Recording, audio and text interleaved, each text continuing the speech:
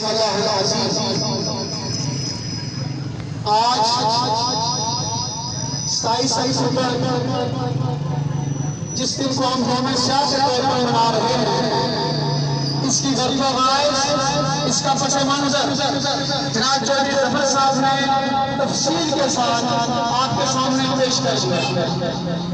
میں آپ سے انہی الفاظ کے ساتھ، میرے بھائیوں، یہ وطن ہمارا ہے، اس کی آزادی کی جنگ ہم نے لڑنی ہے، کوئی دوسرا اس کی آزادی کی جنگ نہیں لڑے گا۔ آپ کب تک تماشائی بنے بیٹھے رہیں گے؟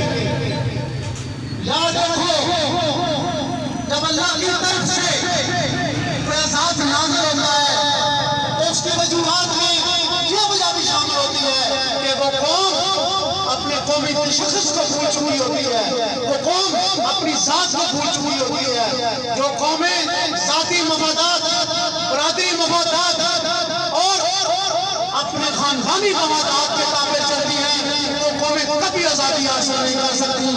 یہی وجہ ہے کہ یہاں کے سیاستدان نے وہ کھیل کھیلا اور اس کھیل کو کامیابی سے کھیلا، اور آج بھی وہ کامیاب ہے، اس لیے کہ اس نے ہمیں آج بھی ٹکڑیوں میں بانٹا ہوا ہے اور خود اجازی اور بدماشی کر رہا ہے۔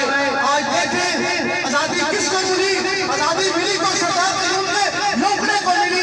آزادی کس کو ملی؟ فتح محمد بریلوی کے لوکڑے کو ملی۔ آزادی کس کو ملی؟ چودھری نور حسین کے بیٹے کو ملی۔ آزادی ملی تو ان سیاستدانوں کو ملی، ان کے خاندانوں کو ملی، ان کے بیٹوں کو ملی، ان کی نسلوں کو ملی۔ آپ کو کیا ملا؟ صرف نعرہ جیوے ہی جیوے، جیوے ہی جیوے، خدارا ہوش کرو، ہوش کرو، ہوش کرو، اپنے حقوق کے لیے باہر نکلو۔ آج مجبورہ کشمیر کے عوام جو آج لاکھ رنگ کی زندگی بسر کر رہے ہیں، وہ آپ سے کیا تقاضا کر رہے ہیں؟ ان کو آپ سے کیا امیدیں ہیں؟ کیا یہی امیدیں ہیں کہ کشمیر کو تقسیم کرو؟ یہی امیدیں ہیں کہ کنٹرول لائن پہ بیٹھ کر ایک دوسرے کا تحفظ کرو؟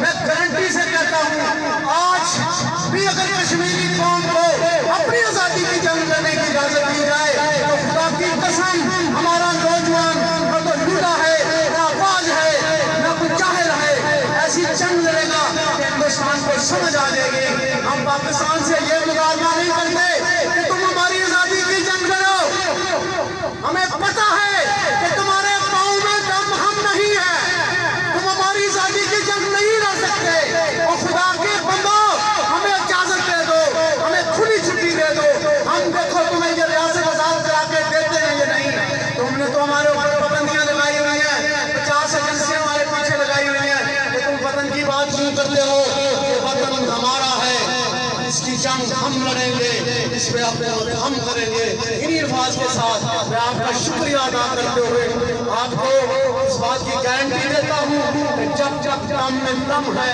آزادی کی جگہ جاری رہے گی۔ میرے اللہ نے چاہا تو کوئی بھی نہ رہا، پھر بھی ہم جنگ لڑیں گے، لڑیں گے، لڑیں گے۔